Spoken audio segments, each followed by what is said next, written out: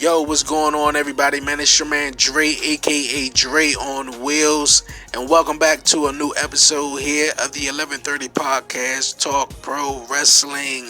How everybody doing out there? Good morning, good afternoon, or good night if you listen to me. If you're about to hit the sheets and lay it down, but I appreciate you guys, man, joining me here on another week, new episode here of Talk Pro Wrestling. We're gonna dive all into it. We're gonna talk about AEW. NXT from last night. Also, we're going to review a Fighter Fest that's going to take place next week in July 8th. All that, man, coming up here and more. But we're going to jump off it with NWA. Yes, man, I'm not talking about the old school version. Even though, if you guys have seen it, man, yeah, it's old school-ish. Ish. But NWA, man, you guys, I'm late to the scene, man. About a couple of weeks ago, I said to you guys, why you guys, man, didn't tell me about Wade Barrett? Well, Stu Bennett, as he go by, I believe that's his real name, if that's his real name. He goes by in NWA. He's on commentary, and man, NWA, it's dope, man. It's really dope with all this quarantine time that we've been having. Man, wrestling with Raw and Smackdown being stale, NWA was basically the key to it, in my opinion, though. But man, I fell in love with it, man. Nick Aldis, man, he just reminds me of an old school champion. He always comes out there, new suit, fly. He's the champion. He's the world's champion, with the S on the worlds. He's just, and the thing about the NWA I love so much, man, they don't have no entrance music. No entrance music, so they definitely just feed directly off the crowd, man. Is really, really dope. Yeah, Eli Drake, man. Yeah, crowd participation is everything. Crowd participation is everything. I'm really loving Eli Drake. Eli Drake, from the last time I was watching, and I think I got one more episode. I believe that's when everything kind of shut down in March. But man, they were on a roll. Eli Drake and James Storm was the NWA World's Tag Team champions. Man, I'm loving every bit of it. Yeah. Eddie Kingston, man, that's another guy that he was feuding with the Pope, but Eddie Kingston is a guy that I'm really connecting with. He seems real, unscripted to me. He seems really unscripted to me, man. So shout out to Eddie Kingston. Also, Aaron Stevens. If you guys don't know Aaron Stevens, aka Damian Sandow, from back when he was in WWE.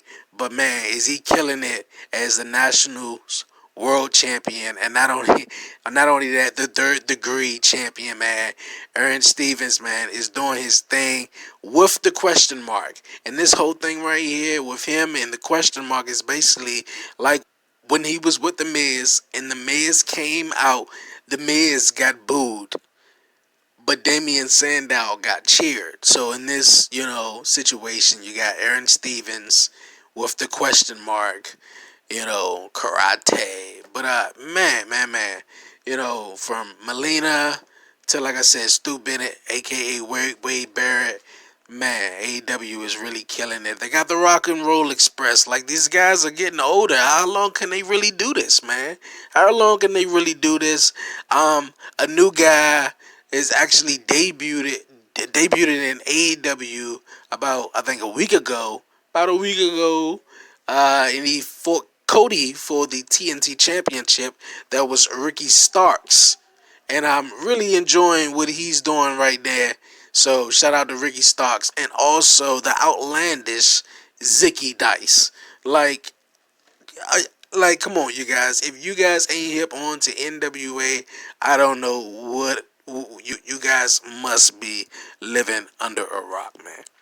Really. Hey, you guys, man. Crazy things, man, been going on in pro wrestling over the last week or so, man. really, man, the speak out hashtag speak out went viral, in pro wrestling this past week. A lot of wrestlers, and others were accused of sexual abuse, were allegedly accused of allegations of sexual abuse, mental abuse, physical abuse, any type of abuse. Velveteen Dream, everything. I'm just going to give you the list. I'm not even Velveteen Dream, Jack Gallagher. He was released from WWE last week, after allegations came out, and that he was doing some abuse. Jimmy Havoc, mental abuse and substance abuse. Man, the NWA Vice President David Lagana, he resigned after allegations of sexual misconduct. Man, I'm just like, what in the world, man? This is really crazy. Sammy Guevara, man, I think he is the wild one of them all. I'm not going to repeat it, but man, he is the wild one of them all. It just tells you what type of society and what type of world we lives in nowadays, that everybody is just so sensitive. You can't say nothing, and if you did say something, and this was 4 years ago, 4 years ago. Man, whoever he pissed off 4 years ago, he must have really owed somebody some money. But even what he said, man, wasn't right. I don't condone it, at all. Sasha is very, very attractive and a beautiful woman, but man, oh man, this shouldn't even came out of his mouth. But feel bad for the young guy, man. I feel bad, man. Look, sex gods was a thing. Hopefully, it still will be a thing. But man, my condolences go out to all the victims out there in this, in this crazy time, man. 2020, man, it is delivering blows, man. I'm talking all types of blows, man. All types of blows, man. Not only they were also accused of these allegations. Matt Riddle was also accused of allegations as well. And all this came out around this past Friday. And,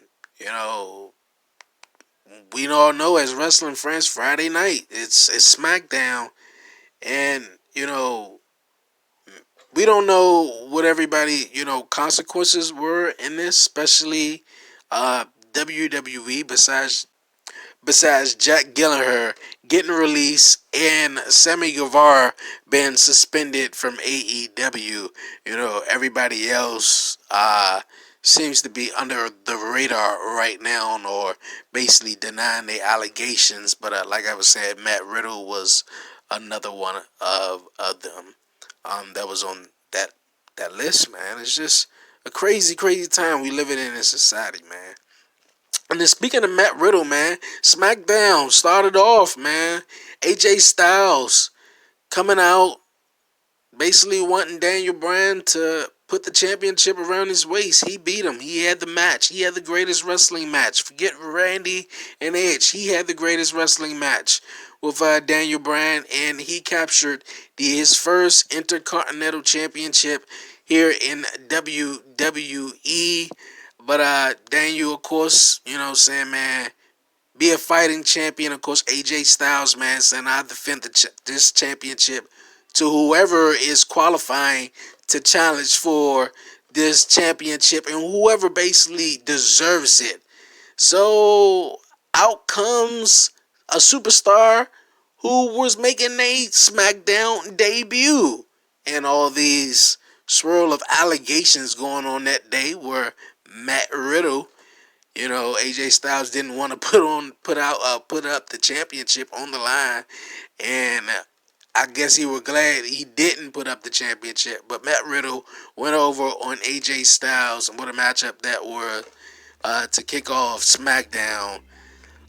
So yeah, once again, man, condolences out to all the victims out there.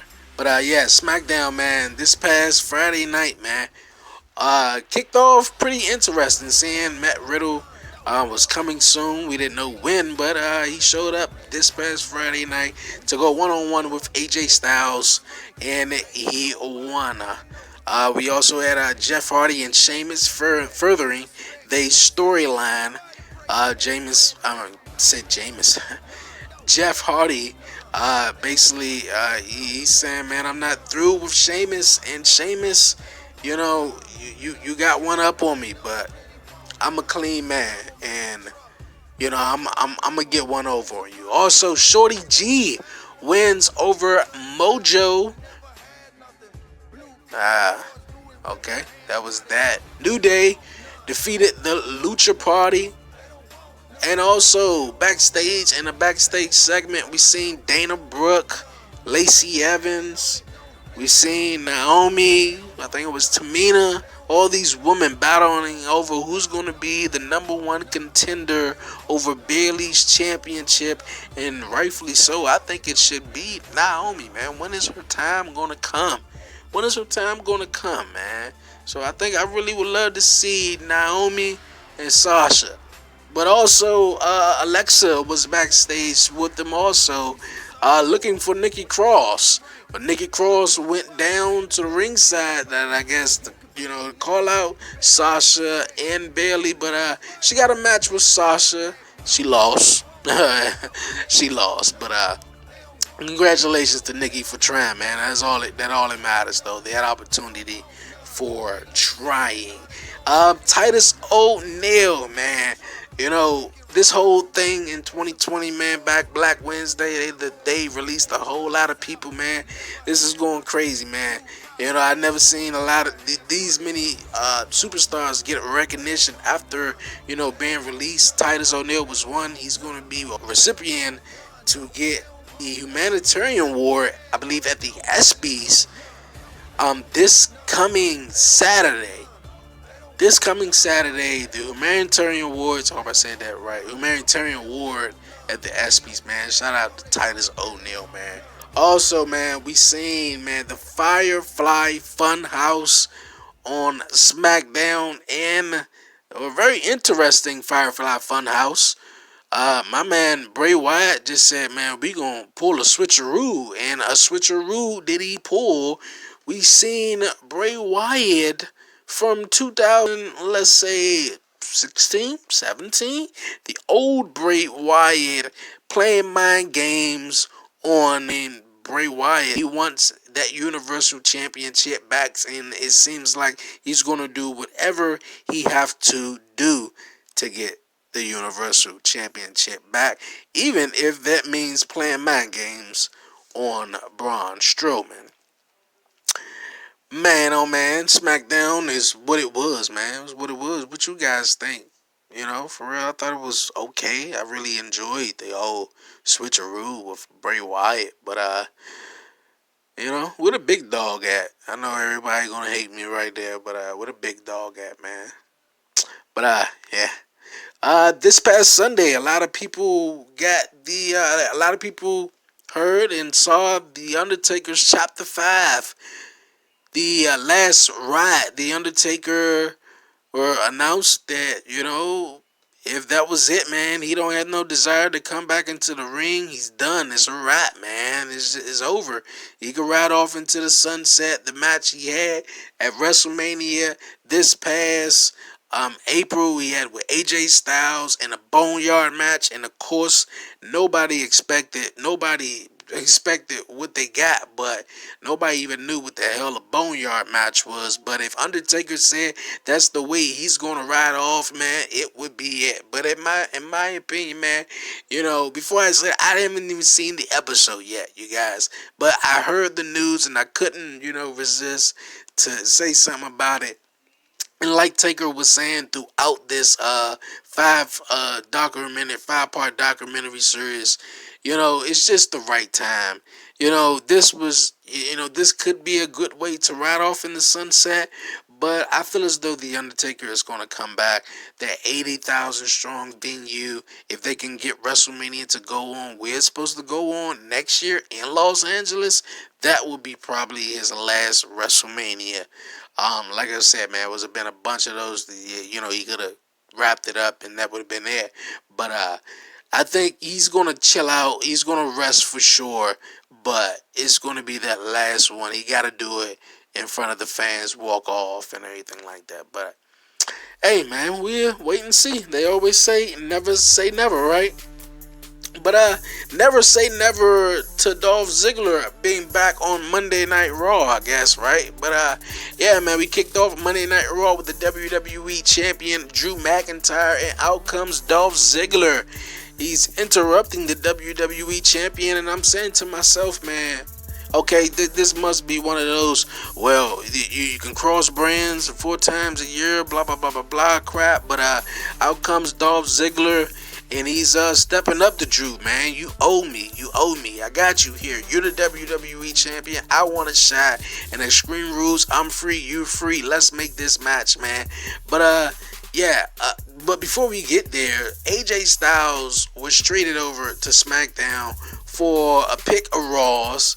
And the pick was Dolph Ziggler and Robert Roode. I don't want to laugh. No, that's not funny. But man, though, that was it. I thought maybe AJ Styles for Roman Reigns. But man, that's what it was. But yeah, Dolph Ziggler weasel his way into a WWE Championship opportunity matchup at Extreme Rules. So I'm looking forward to that. So it's Drew McIntyre, Dolph Ziggler at Extreme Rules. Hey, I guess the student versus the teacher in this match. But Raw been, kind of stale, lately, we had Nia, sit in the ring, tried to, hold Raw hostage. There's no fans there, baby girl, but outcomes are truth. He's been funny, but the whole segment is a train wreck. Charlotte comes out, Nia, Charlotte, they brawl, into wherever, but it was just crazy, man. Crazy. Also, man, we seen the Viking Raiders Championship Monday. The Viking Raiders challenged the Street Profits for the tag team championships, and the Street Profits won in retaining their tag team championships. Also, we seen Asuka defend her Raw Women's Championship against Charlotte. And man, when they announced this match, days before Monday, man, I was like, really? Like, I hope, I know you guys will agree with me. Like, they couldn't find anybody else for Asuka though. Like, we just Charlotte, Asuka. Like, Charlotte is the golden one. I understand she does her thing. She's attraction. She's dope, but really no one else. But they got their match. They did their thing, man. That's Asuka, Charlotte, man. They flow so well. But Asuka finally got the victory over Charlotte and retaining her Raw Women's Championship on Monday Night Raw. That was a sweet one for me. Without the whole bull crap that was going on Monday Night Raw. Also, man, we seen Edge, Randy Orton, man, they promos, man, they just into it, man. Randy Orton is he's into it, man. He's really into it with Ric Flair coming out there, just basically saying Randy Orton is the greatest wrestler of all time, and out come Big Show, and I guess that's Randy Orton's next feud. But man, both are great. Rey Mysterio returned that whole little brawl they had at the end with Dominic coming in and Rey Mysterio introducing Dominic to the scene. It's really cool, man. It's really cool. But man, oh man, Raw and SmackDown need to get better. It really need to get better. But we've been doing great throughout the week. I say on Wednesday nights is AEW. We had Wardlow. He defeated Luchasaurus. Man, what a matchup that was. It was a BS finisher, I tell you that, with Wardlow just slamming Luchasaurus and getting the 1-2-3 though, but a weird brawl afterwards. And we seen Sonny Kiss and Joey Janela. I really enjoyed their they whole gas station and store brawl they had after Joey Janela realized that Sonny Kiss was in trouble. But they lost to Colt Cabana and Brody Lee. I don't know if Colt Cabana joining the Dark Order or not, but we will see in coming weeks. The FTR, man, had a beautiful match with SCU, man. Beautiful match that was. Also, man, Matt Hardy went one-on-one against Santana. So, also, Orange Cassidy, Jericho, they have a brawl to end AEW Dynamite. But we all know Fyter Fest is coming up next week, and it's going to be Kenny Omega and his tag team partner Adam Page versus the Best Friends taking on versus the Best Friends for the AEW World Tag Team Championship. Also, we're going to see Private Party with Matt Hardy taking on Santana and Ortiz in a tag team match. Also, we're going to see Jungle Boy and Luchasaurus taking on MJF and Warlord. Also, Cody Rhodes versus Jack Yeager for the TNT Championship. Man, oh man, is that going to be exciting. NXT was dope, man. Roderick Strong went back to therapy. You know, he's getting help because Dexter Lumis really, I guess, messed his head up. But very entertaining stuff. And, you know, Kyle O'Reilly was there and was like, yeah, man. You know, but hopefully Roderick Strong really get it together. Really get it together. But, man, the match really of the night, Keith Lee triple threat match with Johnny Gargano and Finn Balor. What a matchup that was, man. Keith Lee retaining his North American Championship. He's going to take on Adam Cole next week in a winner takes all for both championships. I'm going with Keith Lee. I think Adam Cole had his time, but even though that's my man Adam Cole, baby, I'm going with Keith Lee. I don't know. What you guys think? Who you guys going with? You know, I mean, Keith Lee. You know, he's doing his thing. He's really doing his thing. But you guys, man, I'm almost out of time. I'm just about out of time, man. I thank you guys for joining me here on the 1130 podcast, Talk Pro Wrestling. Please follow me on Spotify, Google Podcasts, Apple Podcasts. Leave me a 5-star rating. If you listen to me on YouTube, hit that subscribe button, like it. Share it, leave a comment on YouTube, man. This is your man Dre, aka Dre on Wheels. I love wrestling. I appreciate everybody who's joining me here on the 1130 podcast, Talk Pro Wrestling, man. And I'm out, and I'll see you guys next week.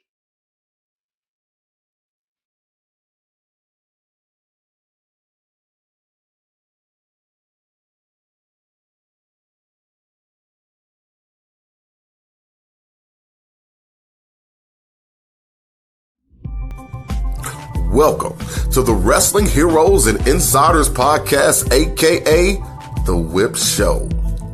Your co-hosts, Deshaun Whip Dog Whipple and Devastating Daryl Pace, each and every week will bring in some of the top pro wrestlers from around the world.